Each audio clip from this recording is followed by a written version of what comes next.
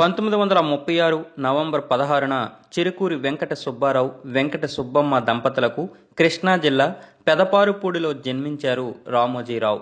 రామోజీరావు ముత్తాత గారు పామర్రు మండలం పెరిశేపల్లి గ్రామం నుండి పెదపారుపూడి వలస వెళ్లి అక్కడే స్థిరపడిపోయారు. రామోజీరావు గారు జన్మించే నాటికి 16 రోజుల ముందు అతని తాతయ్య రామయ్య గారు మరణించడంతో పుట్టే బిడ్డకి తన తండ్రి పేరు రామయ్య అని పెట్టారు రామోజీరావు నాన్నగారు. 5 ఏళ్ల వయసులో బడికి వెళ్ళినప్పుడు ఆ స్కూల్ మాస్టర్ గారు నీ పేరేమిటి అని అడిగినప్పుడు నా పేరు రామోజీరావు అని చెప్పాడు. ఆ విషయం వాళ్ళ నాన్నగారికి తెలిసి అదేమిట్రా రామయ్య అని తాతయ్య గారు పేరు పెడితే రామోజీరావు అని మార్చుకున్నావెందుకు అని అడిగారు.